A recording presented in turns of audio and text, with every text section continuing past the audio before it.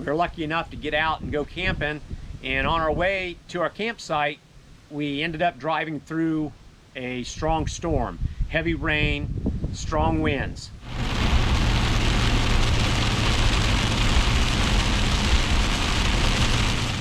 When we got to our campsite and started setting up camp, we realized that we had several sizable leaks.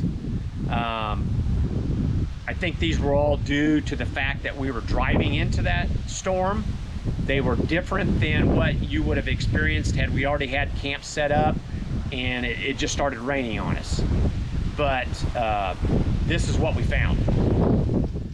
With all the heavy rain while we were traveling, we have a little bad news. When we got to camp, got in the back of the camper, this area down here with this door, there was water actually standing in there.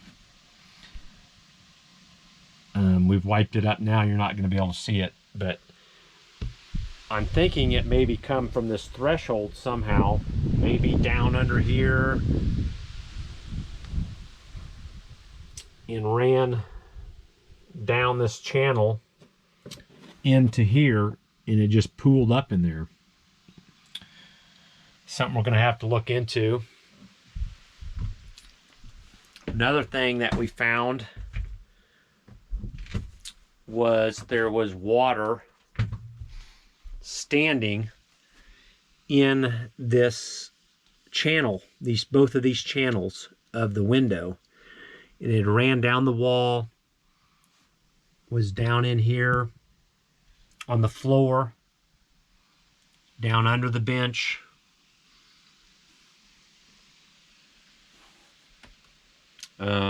So I don't know where that's came from. Came from somewhere, I'm assuming above the window on the outside, ran down to get inside this channel. Another thing we'll have to check into when we get home, see where that may be coming from. Well, we found a third leak last night as we came to bed. It's the passenger side up in the bed area. Took on a lot of water as we were driving. You can see here the color actually came off of the cushion and has ruined this cover, our bedding. See, it is on the sheet all the way up here. If you can see the blue coloring from the pad, it came off, soaked through, it got so wet, bled into the sheet and all the way through the sheet into this cover. This is the corner it came in, and you can see the wet spot right there where it soaked all the way up through. Appears that it came from the bottom, soaked up through that, and then you can see the line all the way up around there, all the way up through.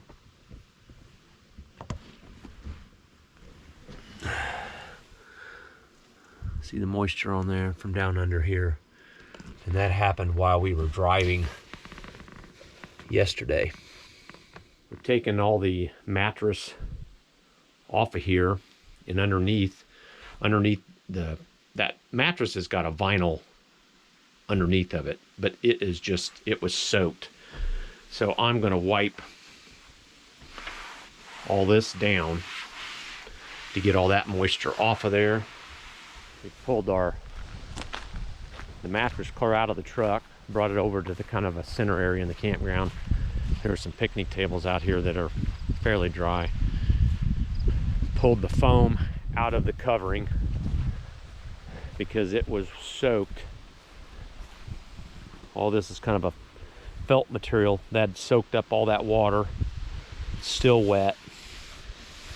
Get some air to that. This vinyl underneath, that was water all over that. But we've pulled the foam out of that. Got it over here trying to dry it out because it had soaked all the way up through it. And hopefully get some sun on that and get that dried out. 3 separate leaks that we're going to have to dig into and figure out where they all came from. After returning back home, we broke out the water hose and did some water testing in the areas we felt the leaks had originated from. In the end, we found 5 different places that water was entering into the camper. The most water came into the bed on the overhang area. And as you can see right here where the canvas seam comes down, there's a void right there. So we had water coming in there. On the center front marker light, there was a leak there. And this is the same area as on the passenger side, right where this canvas seam is. It comes down under this molding, and there's a void right there in front of that seam. You can see it's kind of dimpled in and it goes around, but there's a void there. And another spot that I never dreamed there would be water get in is this front window.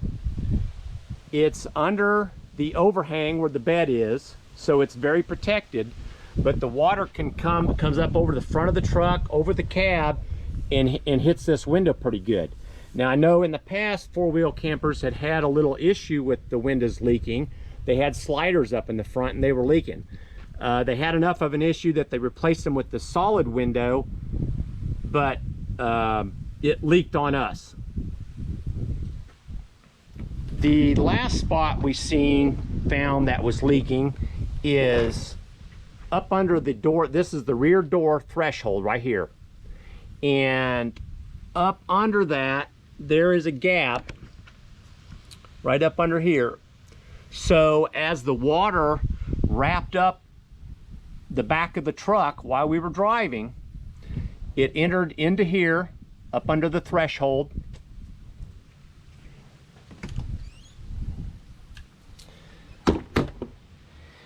And after it got into the threshold, there's a kind of a plastic threshold on the inside, and it's kind of a channel that wires and stuff run in.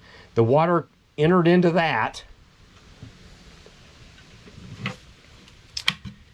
and that is open to the inside of this cabinet. And this is where the water was standing and pooling up at. Now, after doing our water test with the water hose, we noticed that at one point, there was a stream of water running down the inside of the glass from this upper driver's side corner. But where the majority of the water seemed to be coming from was this seal at the bottom of the window. There was water seeping up between the glass and this seal, and also between the seal and the frame itself. And that water would come up out of there. It pooled in this channel along the bottom of the window. That filled up and ran out of that and down the wall and onto the floor. Now, this is up in the bed area. This would be where the center marker is, front center marker. And I pulled the carpeting back. This is, you can see right there, that's where the wiring comes in from that center marker.